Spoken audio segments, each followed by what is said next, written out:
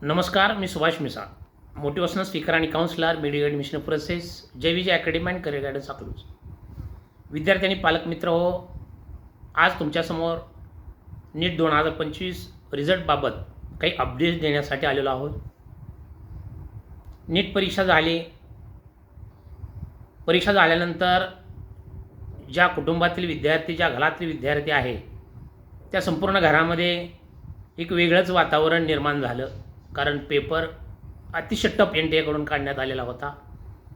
कारण 2024 नीट परीक्षेमध्ये जो गोंधळ झाला, जे विद्यार्थ्यांना प्रचंड मार्क्स पडले आणि त्यामुळे एनटीएकडून चालू वर्षी खबरदारी म्हणून पेपर अतिशय टफ काढण्यात आला.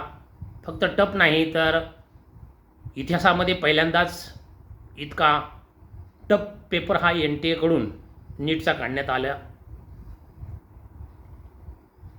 आणि त्यामुळे आपला स्कोर खूप कमी होतोय. ज्या विद्यार्थ्यांनी रिपीट केलेला आहे त्या विद्यार्थ्यांना तर गेल्या वर्षी जेवढे मार्क्स पडलेले होते त्याहीपेक्षा कमी मार्क्स या ठिकाणी पडू लागले. त्यामुळं तेथील विद्यार्थी पालकसुद्धा चिंतेत आहेत. परंतु चिंता करण्याचं कारण नाही. प्रत्येक क्लिपमध्ये मी सांगितलेलं आहे की चालू वर्षी पेपर टफ असल्यामुळे जो रिझल्ट आहे, हा रिझल्ट आणि जो रँक आहे तो रँक खूप कमी प्रमाणात येणार आहेत. कट ऑफ खूप कमी येणार आहेत. जवळजवळ 100 ते 125 मार्कांनी कट ऑफ हा खाली येणार आहे. त्यामुळे चिंता करण्याचं कारण नाही. 500 मार्क्स जरी आपल्याला असतील तरी आपण सेफ झोनमध्ये असाल. हे सगळं झालं. परंतु एनटीएकडून काल परवा आपली जी ॲन्सर की आहे ती जाहीर करण्यात आली. सर्व काही एनटीएकडून करण्यात आलेलं आहे. परंतु इंदोर हायकोर्टामध्ये, मद्रास हायकोर्टामध्ये आणि आंध्र प्रदेश हायकोर्टामध्ये काही विद्यार्थ्यांनी याचिका दाखल केल्या. आणि यामुळे आपल्या सर्वांना वाटलं की आता रिझल्ट लांबतो की काय, डिले होतो की काय. परंतु मद्रास हायकोर्टाची जी सुनावणी होती ती काल झाली आणि मद्रास हायकोर्टाने ती जी केस होती ती पूर्णपणे डिसमिस केली. रिनीट होणार नाही, ग्रेस मार्क वगैरे देता येणार नाहीत. कारण लाईट गेली होती, थोड्या वेळपर्यंत गेली होती, दिवस होता, प्रकाश होता आणि त्यामुळे तशा काही फार मोठ्या अडचणी आल्या नाहीत. म्हणून ती केस डिसमिस करण्यात आलेली आहे आणि रिझल्टचा मार्ग आपला मोकळा झालेला आहे. फक्त आपल्या रिझल्टवर मद्रास हायकोर्टाचा स्टे होता.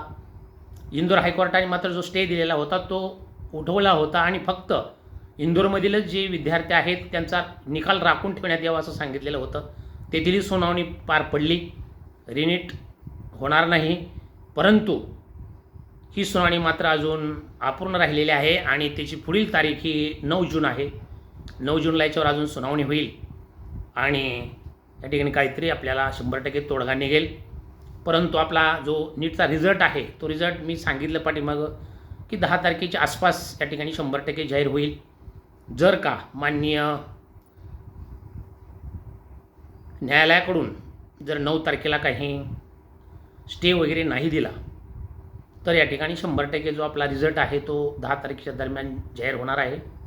सर्वांनी या ठिकाणी आपले डॉक्युमेंट्स गोळा करा, स्कॅनिंग करून ठेवा. जे नसतील ते गोळा करा. आमच्या चॅनलला सबस्क्राईब केलं नसेल, लाईक केलं नसेल तर लाईक करा, सबस्क्राईब करा, बेल आयकॉन दाबा की जेणेकरून तुम्हाला असेच नवनवीन व्हिडिओज या ठिकाणी पाहण्यास मिळतील. आमचं ऑफिस अकलूज, तालुका माळशिरस, जिल्हा सोलापूर येथे आहे. जय अकॅडमी अकलूज गेल्या 10 वर्षापासून महाराष्ट्रासह संपूर्ण भारतामध्ये, संपूर्ण राज्यामध्ये जे काही ऑल इंडियामार्फत असेल, 85% स्टेट कोटा असेल किंवा ओपन स्टेटमधील ज्या सीट्स असतील, मॅनेजमेंट सीट्स असतील, NRI सीट असतील, AA CCC ची लाईन असेल, या संपूर्ण लाईनमार्फत संपूर्ण भारतामध्ये ऑथेंटिक पद्धतीनं अतिशय ट्रान्सपरन्सी ठेवून ॲडमिशन आमच्याकडून केले जाते. त्यामुळे एक वेळ अवश्य भेट द्या. तुम्ही फक्त क्वालिफाय असाल तरीसुद्धा या ठिकाणी तुम्हाला MBBS किंवा BAMSचं ॲडमिशन अतिशय ऑथेंटिक पद्धतीनं ट्रान्सपरन्सी ठेवून आमच्याकडून करून दिलं जाईल. एक वेळ अवश्य आमच्या ऑफिसला भेटा.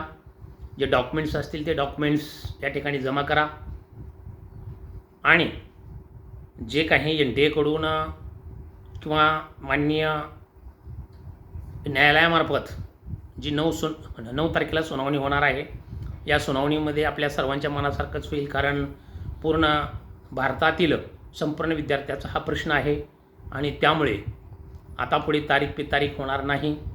आता या ठिकाणी माननीय न्यायालयाकडून या ठिकाणी आपल्या सर्वांच्या म्हणण्याप्रमाणे रिझल्ट येईल अशा या ठिकाणी आशा बाळगूया आणि आपलं या ठिकाणी पुढील काम करूया. आपल्याला जर ॲडमिशन घ्यायचं असेल महाराष्ट्रामध्ये, आपला जर स्कोअर चांगला असेल तर या ठिकाणी महाराष्ट्रामध्ये सुद्धा 15% ऑल इंडिया आहे, 85% स्टेट कोटा आहे आणि डीम कॉलेज आहेत. यामार्फत तुम्हाला ॲडमिशन होऊ शकतं. 15% ऑल इंडिया कोटा गव्हर्मेंटसाठी असतो, याचं जो मेरिट आहे ते कट ऑफ असतो जास्त असतं. 85% त्यापेक्षा थोडंसं कमी असतं आणि खूप कमी मार्क असतील तर डीम कॉलेजमध्ये आपण ॲडमिशन या ठिकाणी घेऊ शकता. त्याहीपेक्षा कमी मार्क असतील तर तुम्हाला अदर स्टेट हा पर्याय MBBSसाठी असू शकतो. कर्नाटक, आंध्र, तेलंगणा, पाँडिचेरी, तामिळनाडू, पश्चिम बंगाल, मध्य प्रदेश, उत्तर प्रदेश, बिहार, राजस्थान, हरियाणा अशा अनेक राज्यामध्ये काही ओपन स्टेट आहेत, काही कंडिशनल स्टेट आहेत, काही क्लोज स्टेट आहेत. महाराष्ट्र हे आपलं क्लोज स्टेट आहे. त्यामुळे अशा राज्यामध्ये तुम्हाला तुमच्या स्कोअरनुसार आणि तुमच्या बजेटनुसार ॲडमिशन या ठिकाणी अगदी ऑथेंटिक पद्धतीनं करून दिलं जाईल. फक्त एक वेळ अवश्य आमच्या ऑफिसला भेट द्या. आज बस इतकंच. All the best. धन्यवाद.